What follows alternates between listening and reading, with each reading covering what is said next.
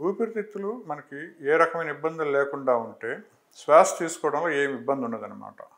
అప్పటి వరకు నార్మల్గా ఉండి సడన్గా శ్వాస తీసుకోవడంలో ఏదైనా ఇబ్బంది కానీ వస్తే అప్పుడు మనం ఊపిరితిత్తులు ఏదైనా సమస్యలు తలెత్తాయని ఆలోచించాలి. సో ముఖ్యంగా ఊపిరితిత్తులకు సంబంధించి మనం సిమ్టమ్స్ని కానీ చూస్తే దగ్గు, ఆయాసం, పిల్లికూతలు ఇవే ఎక్కువగా చూస్తూ ఉంటాం. అలానే ఛాతిలో నొప్పి, ఇన్ఫెక్షన్స్ కావచ్చు, ఇన్ఫ్లమేషన్స్ కావచ్చు.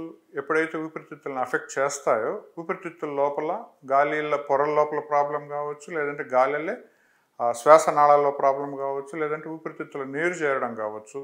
1,00,000 కారణాల వల్ల శ్వాస తీసుకోవడం ఇబ్బంది బిగినవుతుందన్నమాట. మనం కానీ చూస్తే bacterial infections, viral infections, fungal infections సర్వసాధారణంగా లంగ్స్లో న్యూమోనియాకి దారితీస్తాయి. ఎప్పుడైతే న్యూమోనియాకి దారితీస్తాయో సడన్గా ఛాతిలో నొప్పి అనిపించడం, అంటే ఇటు సైడ్ న్యూమోనియా ఉంది, అటు సైడ్ నొప్పి అనిపించడం, గాలి తీసుకోవడంలో ఇబ్బంది, ఛాతి బరువుగా అనిపించడం, దగ్గు, కఫం పడడం, కొంచెం దూరం నడిచిన మెట్లెక్కిన విపరీతంగా ఆయాసపడిపోతూ ఉండడం, స్వెట్టింగ్ రావడం మనం చూస్తూ ఉంటాం. ఇవన్నీ ఏంటంటే న్యూమోనియాకి సంబంధించిన infections. At the same time ఊపిరితిత్తుల పైన ఏదైతే ప్లోరా అనే పొర ఉంటుందో ఆ రెండింటికి మధ్య చిన్న ప్రదేశం ఉంటుంది, దాన్ని మనం ప్లోరల్ క్యావిటీ అంటాం. ఆ ప్లోరల్ క్యావిటీ లోపల నీరు చేరినప్పుడు ఇన్ఫెక్షన్ వల్ల కానీ ఇన్ఫ్లమేషన్ వల్ల కానివ్వండి శ్వాస తీసుకోవడం ఇబ్బంది వస్తూ ఉంటుంది. సో అదేంటంటే ఊపిరితిత్తులకి డ్యామేజ్కి దారి తీస్తే కూడా ఇలా జరుగుతుంది అనమాట. అట్ ది సేమ్ టైం ఈ ఊపిరితిత్తులకి ఇలా స్పాంజ్ లాగా లేదంటే బెలూన్ లాగా స్మూత్గా ఉంటాయో అవి రప్చర్ అయినప్పుడు మనం తీసుకొని వదిలే గాలి వన్ వే అనమాట, ఒకసారి లోపలికి వెళ్ళి వెనక్కి రావాలి. అలా కాకుండా లంగ్ రప్చర్ అయినప్పుడు ఆ ప్లూరల్ క్యావిటీలోకి వెళ్ళేసి న్యూమోథరాక్స్గా ఫామ్ అయినప్పుడు కూడా శ్వాస తీసుకోవడం ఇబ్బందిని మనం గమనిస్తూ ఉంటాం.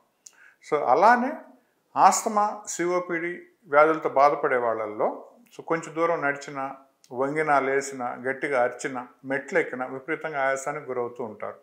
సో శ్వాస తీసుకోవడంలో ఇబ్బంది, దగ్గు రావడము, ఛాతిలో నొప్పి ఇవన్నీ ఏంటంటే ఊపిరితిత్తులకి డ్యామేజ్ అవుతున్నాయన్న సంకేతాలు అన్నమాట. దీనికి ముఖ్యంగా మనం హిస్టరీ తీసుకున్నప్పుడు ఈ వ్యాధిగ్రస్తుల వాతావరణం ఎలా ఉంటుంది, వాళ్ళు పనిచేసే వాతావరణం, ఎటువంటి అలర్జెన్స్కి ఎక్స్పోజ్ అవుతున్నది కూడా చాలా ముఖ్యం అనమాట. కొంతమంది ఏంటంటే బిల్డింగ్ వర్కర్స్ కానివ్వండి, లేదంటే ప్లంబర్స్, పెయింటర్స్, అలానే కార్పెంటర్స్, కెమికల్ ఫ్యాక్టరీస్లో పనిచేసే వాళ్ళు, కోల్ మైన్స్లో పనిచేసేవాళ్ళు విపరీతమైన పొల్యూషన్కి గురవుతూ ఉంటారనమాట. స్లోగా ఓవర్ పీరియడ్ ఆఫ్ టైం వీళ్ళ ఊపిరితిత్తులు డ్యామేజ్ అయిపోయి సో నిదానంగా వీళ్ళకి సిమ్టమ్స్ రావడం బిగిన్ అవుతాయి. మనం ఇంతకుముందు చెప్పినట్టుగా తుమ్ములు రావడం, జలుబు చేయడం, ముక్కు కారడం, గొంతులో నస, దగ్గు, ఆయాసం, పిల్లికూతులు, ఇలా వీళ్ళకి సిమ్టమ్స్ అన్నీ పెరుగుతూ ఉంటాయి. సో ఇవన్నీ ఏంటంటే ఊపిరితిత్తులు డ్యామేజ్ అవుతున్నాయని చెప్పేదానికి సంకేతాలు.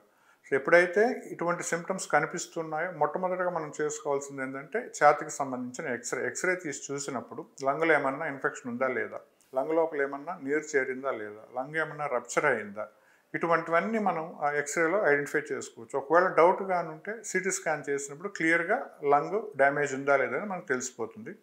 At the same time spirometry లేదా లంగ్ ఫంక్షన్ అంటాం, అది చేసినప్పుడు ఈ శ్వాస నాళాలు ఎలా ఉన్నాయి, ఎంత బిగుసుకుపోయినవి కూడా మనకు తెలుస్తూ ఉంటుంది అనమాట.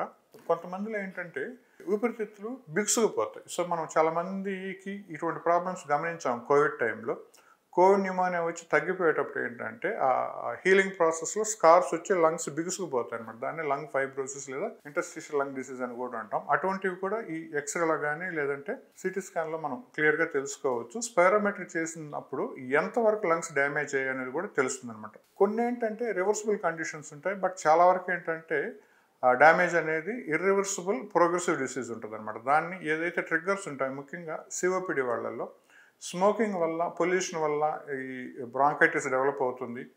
అది ఇర్రివర్సిబుల్ ప్రోగ్రెసివ్ డిసీజ్ కాబట్టి ఇటువంటి వాళ్ళు తప్పనిసరిగా స్మోకింగ్ని ఆపేయడం, అలానే కలుషిత వాతావరణంలో నుంచి పని చేయకుండా వచ్చేసి నార్మల్ ఎన్విరాన్మెంట్లో పని చేసుకునేది కూడా చూసుకోవాలి. At the same time pneumococcal vaccines, influenza vaccines తీసుకొని న్యూమోనియా బారిన పడకుండా వీళ్ళు చూసుకోవాల్సి ఉంటుంది.